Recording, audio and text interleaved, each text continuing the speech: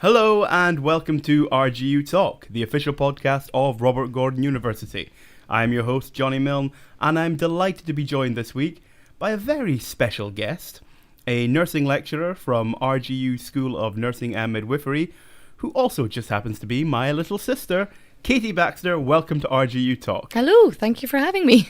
Well, I kind of have to. Mum would tell me off otherwise.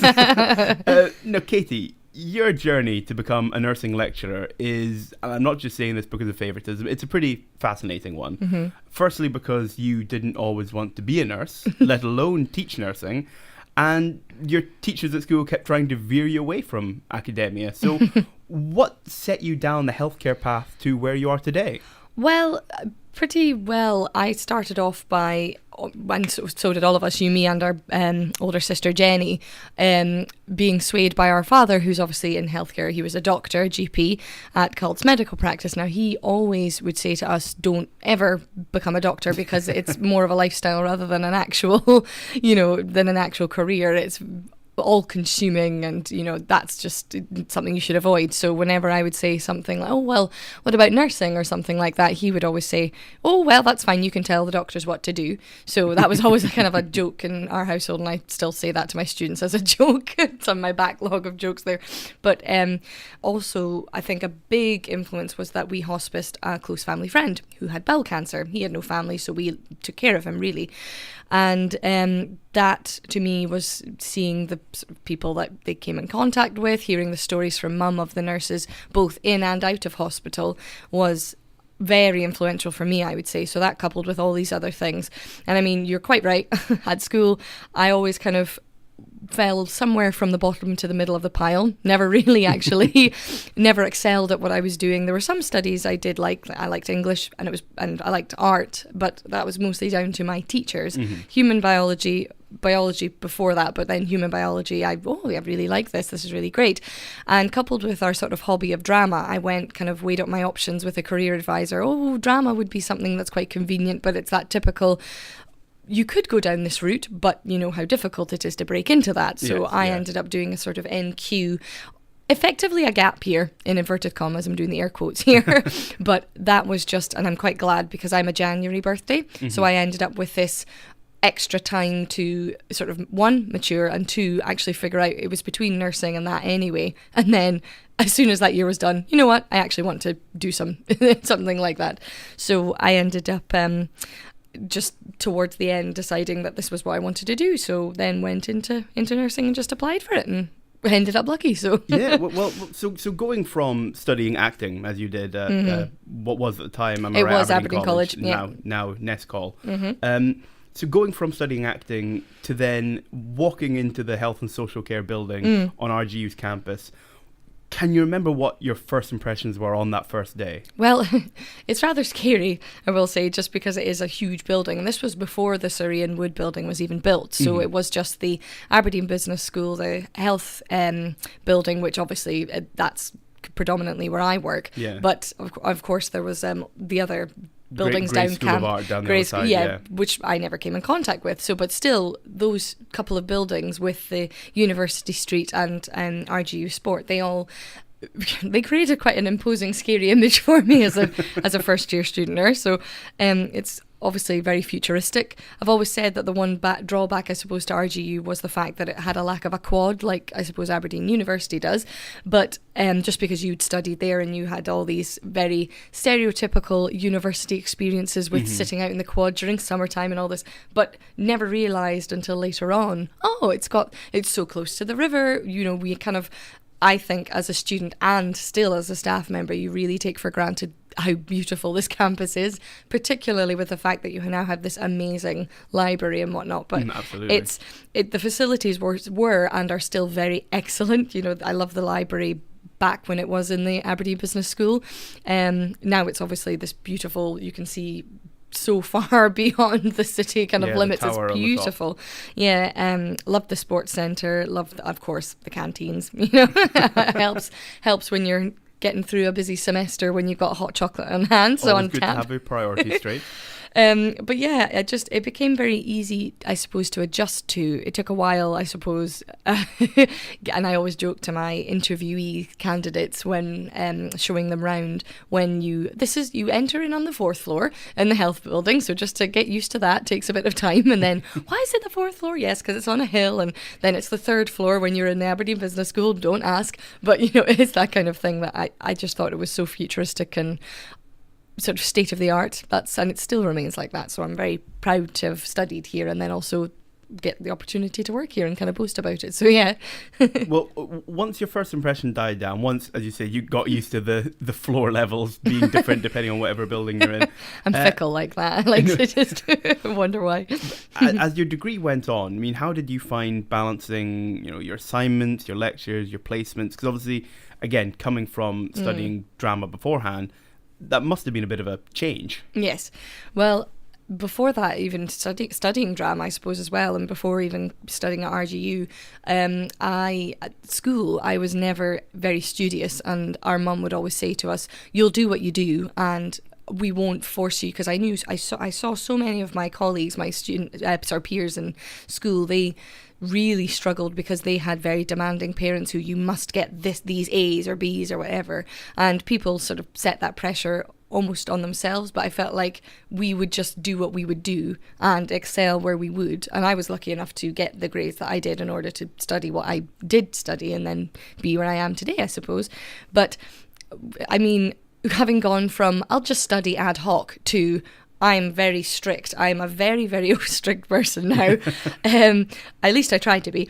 I would try, when it came to university, try and tackle each week, particularly in stage 1, first year, semester 1. It's a big ask where there's a different system of the body you're tackling each week. And I would kind of review upcoming weeks to kind of prepare myself for what was to come. I would study when I could. I would also try and do my homework when I could. And I know that sounds like a typical, you will do this, and this is what I try and say to my students, but it's just the easiest way to deal with things. Kind of put this in that file, that week's done, move on. We'll come back to that when we have to study things overall, but it just helps things you try and avoid things mounting up, if that makes sense. So that's why I tried to take it week by week. But yeah, I was always very I made myself more conscious of what the bigger picture was and what my ultimate kind of goal was, which was to become a registered nurse. So as I say, I took to the course really well because, unlike school, it was something I really wanted to do. It was an area that I was very interested in, good at, and most of all, I enjoyed it. So I never felt like it was really work, even when it was, when I was in the thick of it, and it was during a very heavy assessment period, say, or I was run off my feet on the wards or whatever in placement. This was the career path that I was on and I chose for myself, so that's kind of what made the difference for me, really. And speaking of placements, I mean, did you have any moments, that stood out to you as this is really what I want to do, and it may be hard, but this is where I'm going in life? Just to give people a bit of an idea as to sort of what my placements were like when I was training, because I can say now, back in my day when I trained, this is how it went. So I had stage 1, which is obviously first year. I was in the dialysis unit at ARI, which was amazing. So that's Aberdeen Royal Infirmary. And then for my second placement, I was in Peter Cooter Medical Practice. Stage 2, I was in the vascular surgery unit at ARI. And then I was in Kingsmead Nursing Home in the second placement in second year. In third year, I was at Roxburgh House. Then I went to a Boyne Medical Practice. And then in fourth year, I ended up at the Airy Hall Clinic, which was the Central South 1 Direct Delivery Team is what it's known as. But that was part of my community nursing placement and was my very last placement. So they all have different experiences that stood out for me. And you got a spread of different kinds of nursing. Absolutely. So, for example, dialysis, it was very specialised, but very enjoyable and a great place to shadow as a first year. You got to see lots of different things. In Peter Cooter, this stood out because this was the area of nursing, the community area of nursing that I knew I would enjoy. Primary care, either treatment room nursing or community nursing, but mostly I like that huge wide caseload. You had a variety of patients you would see. Vascular, because I'd never been on a busy ward like that myself. So this was great because you got to see loads of surgeries and whatnot. But I would say the things that stood out for me was definitely Airy Hall, because this was kind of the culmination of my experience. It consolidated my learning.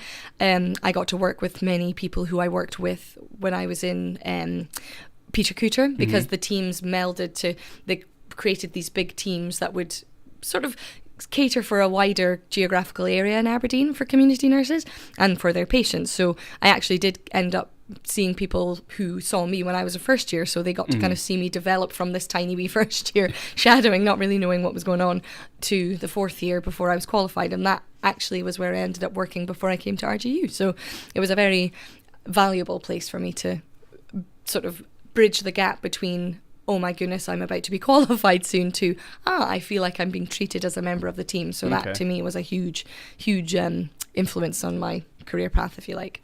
So you graduated, first class honours adult nursing degree. Yes. You were then out in the community for a few years. What brought you back to RGU? And what was it that about teaching that appealed to you?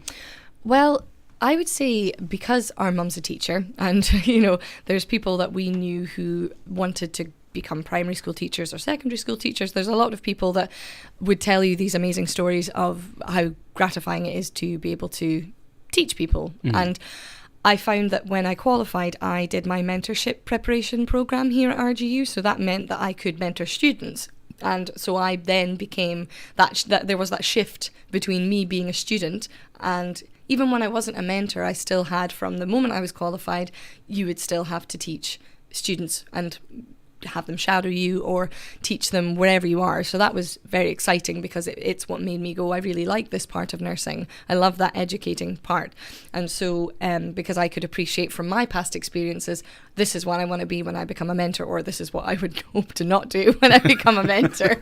Because there are people that do make silly mistakes, or maybe don't have as close contact. And I knew I wanted to find a fine line between allowing people to spread their wings, but also kind of guiding, this is what you should be thinking about, or this is what you should be researching, that kind of thing. So then when there was this opportunity that came here at RGU for a teaching assistant post, I thought, you know what, why not? Let's just interview, and I hope for the best. And because I wasn't in the position where I didn't like where I was. I loved my community area. I loved Airy Hall so much, and my colleagues, my team. I was very fortunate where I was. So it was a very hard decision for me to make, because I thought I will just see what happens. And then it's actually been one of the best career choices ever. So because I feel like that's the area I've always loved doing, is teaching. It would either be, what could I be, a nurse or a teacher, whatever. I'll use that drama somehow. So that was where I wanted to be. So and it must have been strange suddenly working alongside the people that were teaching you just a few years beforehand. Yes. And did any, obviously the likes of Katrina Whittingham, and Neil Johnson and so on, did any of them remember you? Or was there any kind of, this is going to sound strange, but any sort of hero worship moments where you're suddenly sitting next to someone going, you taught me everything I know? Well, actually, it's funny you mentioned Katrina, just because of the fact that she was one of those mentors who, or I call her a mentor just because she was so informative in her lectures. She drew upon her own experiences. Certainly there was a lot of hero worshipping with, and I've already told her this, and she's just brilliant. And you still today see the students and hear their feedback of how influential she is as a person, just because she's so open, she's approachable, and she's the type of person you'd go, that's what I want to strive towards. But it's funny, I think she actually recognised me more from stage than she did as a student.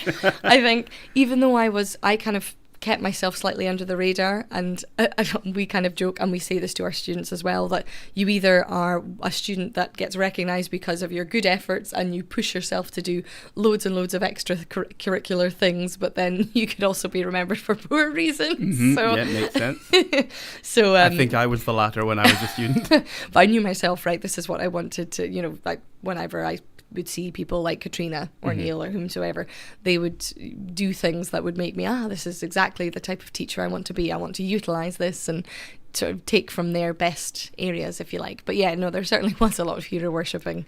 Aside from the canteens and cafeterias, as you mentioned earlier on, what would you say the best thing about working at RGU is for you? Well, I would say first and foremost, we wouldn't be here without the students. I just feel as though they make that, seeing that light bulb moment when you're the one that's caused an thank you very much, that makes a lot more sense. It really does make such a difference to me, and I loved seeing that translates from when I was a mentor and being the one to teach a student, this is how you do this dressing, this is why, and why do you think about that, how do you think this is going to affect this patient or whatever. Trying to get students to think about more than just the black and white yes or no answers, because nursing is so much more complex now, and to be able to get students to think the what's, why's, how's, where's, when's, all that kind of thing, it makes such a big difference. So first and foremost, I would say students, definitely. We wouldn't be in a job otherwise, if we didn't have our students. And people I work with as well, I'm very, very fortunate that the people that I work with in my module teams, we work really well together.